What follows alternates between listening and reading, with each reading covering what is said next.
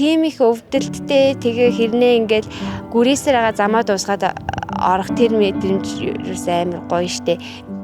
Би ингээд замаа дуусгачлаа гэж юу гэж бодоод ер нь л тэгээ ямар ч байсан тэгэл хэцүү байсан ч гэсэн гүрийгээл дуусгад шин.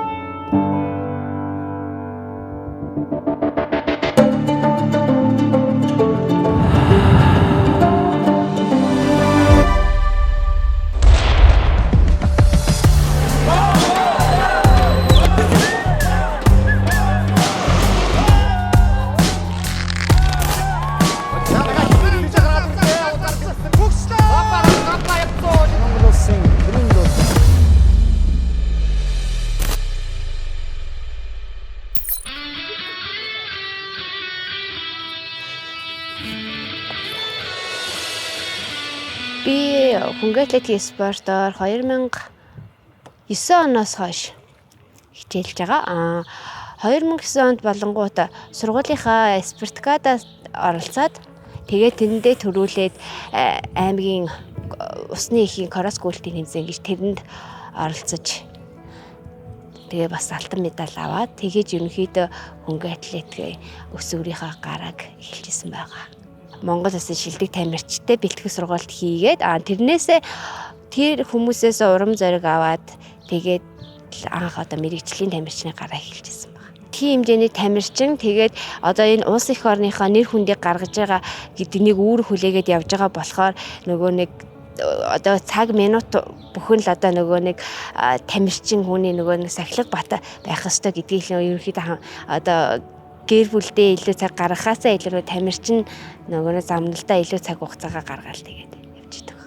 За Монголын нөхцөлд одоо монголчин жилийн дөрвөн улиралтай одоо тэгэхээр нөгөө одоо хамгийн өвөл одоо ингээд хасах 20 градусаас дээшээ гарчих юм бол ингээд зөндөө төрөл байгаа шүү дээ. Тэгэхээр энэ спортууд энэ төрлүүд маань нөгөө нэг бэлтгэх сургалт хийх боломж нь болцоонд болдгоо одоо хит хүүтэнд гарч гүн гэж байхгүй. Тэгэхээр нөгөө нэг манай тамирчид маань яалтч нэг гадар хишаа бэлтгэл сургалт хийхээс өөр арга байдаггүй. Тэгэхээр нөгөө нэг тэр бэлтгэл сургалтыг хийхэд мэдээж өөрсдөөс золиос гаргаж бүх зардал мөнгөө өөрсдөөсөө гаргаж явах тийм шаардлагатай байдаг.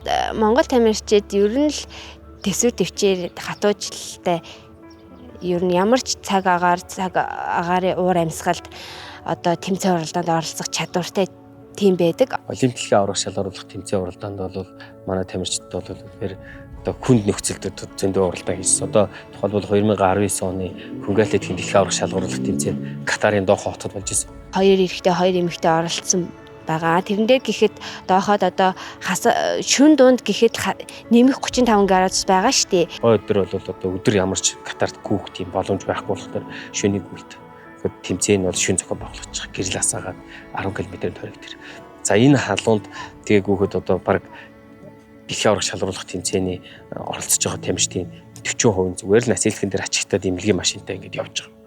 Би өнөөдөр тийм ээ талбар дээр олимпик аврагын талбар дээр гарч байгаа бол Монгол улс л гэсэн. Монгол улсын нүүр царай гэсэн. Би Монгол улсыг төлөөлж байгаа болохоор хизээч одоо ингэ буулт хийхгүй гэдэг тэр юм айгүй том сэтгэл зүгээр ингэж олимпик аврагт уралдаан хийдэг манай тамирчид. Манай Монголын тамирчид бүгдээрээ л тэсвэрээрээ үлдээл замаа дуусгаад ингээ орж ирж ин гэдэг маань ерөөсөө тамирчин хүний хатуужил тэсвэр хатуужлыг харуулж ийна л гэсэн байгаа байхгүй.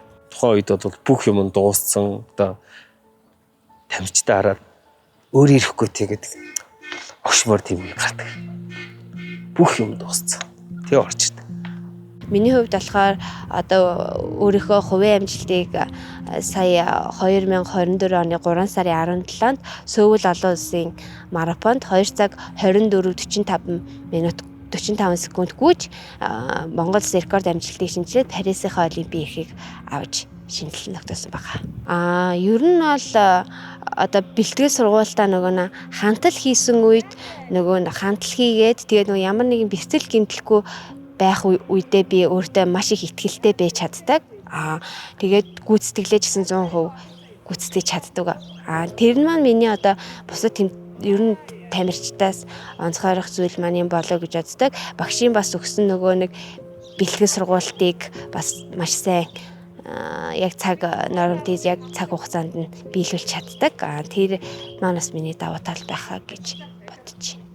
Мэдээж одоо дасгалжуулагчтайгаа одоо 2017 оноос хойш ингээд ажиллаад явж байна. Бас давхар миний нөхөр маань мэдээж байнга нөгөө нэг гоё үг хэлж чадахгүй ч гэсэн одоо маш их баярлаж бас хайртай шүү, баярлаж явдаг шүү, хайртай шүү. Тэгээд мэдээж нөгөө нэг намайг 100% ойлгож чаддаг. Одоо бэлтгэл сургалтад миний биеийн байдал ямар байгаа тэр бүгдийг маш сайн мэднэ. Сэтгэл зүй ямар байгааг мэднэ. Одоо хоолундаа муу байх юм уу, одоо нойргүйдэл одоо бүх зүйлийг хажуунаас байнга хинж байгаа учраас өдийг хүртэл битээр одоо энэ амжилттай ийм амжилттай явж байгаа. Дэлхийн том тамирчид донд Монгол улсын тамирчин гэж зогсож байгаа. Тэр бас мэдрэмж хамгийн гоё.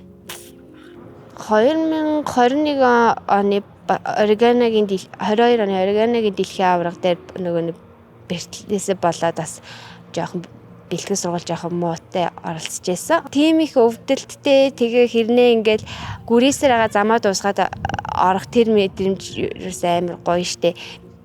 Би ингээд замаа дуусгачлаа гэж бодоод ер нь л тэгээ ямар ч байсан тэгэл хэцүү байсан ч гэсэн гүрийгээл дуусгад шүү. Ер нь бол тамирчин хүмүүсийн хамгийн их цаг хугацаа өнгөрүүлж байгаа мөч ерөөсөө баг хамт хоолон дасгалжуулагч байдаг. Тэгэхээр одоо энэ хүртэл нэг одоо тамирчин одоо амжилт гаргаа явж байгаа үндэс бол ерөөсөө баг хамт хоолон байнга дэмждэг. Одоо гүйл сонирхдаг хүмүүс л гэдэг.